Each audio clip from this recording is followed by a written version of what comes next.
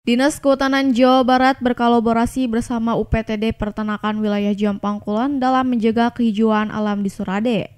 Kali ini Dinas Kehutanan melakukan penanaman bibit pohon di area kantor UPTD Peternakan Wilayah Jombang Kulon yang berlokasi di Kampung Bedeng, Desa Pasiripis, Kecamatan Surade, Kabupaten Sukabumi pada Jumat 7 Juni 2024. Penanaman pohon ini juga diikuti Porkom Pincam Surade serta relawan pegiat lingkungan hidup seperti Brutala Indonesia. Kegiatan penanaman ini merupakan program Jumat Menanam atau JUNA yang merupakan salah satu agenda rutin yang dilakukan oleh Dinas Kehutanan Jawa Barat, khususnya CDK 3 Sukabumi.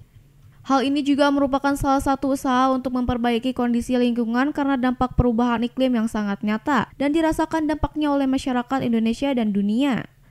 Ini sebagai kampanye untuk penanaman ini untuk ditularkan ke daerah, ke masyarakat yang lain.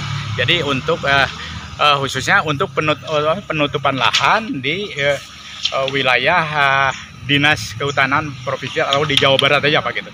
Kepala UPTD Peternakan Wilayah Jombang Kulon mengucapkan terima kasih kepada Dinas Kehutanan Provinsi Jawa Barat yang telah melakukan penanaman di area kantornya. Alhamdulillah ya, saya dalam kesempatan ini juga terima kasih kepada Dinas Kehutanan Provinsi Jawa Barat telah memberikan bantuan berupa tanaman. Ya, harapannya dengan tanaman ini di daerah di lokasi ini jadi lebih rimbun, lebih hijau, lebih nyaman gitu ya. Dari Kecamatan Surade, Kabupaten Sukabumi, Indra Sopian, Tim Liputan MGS TV melaporkan.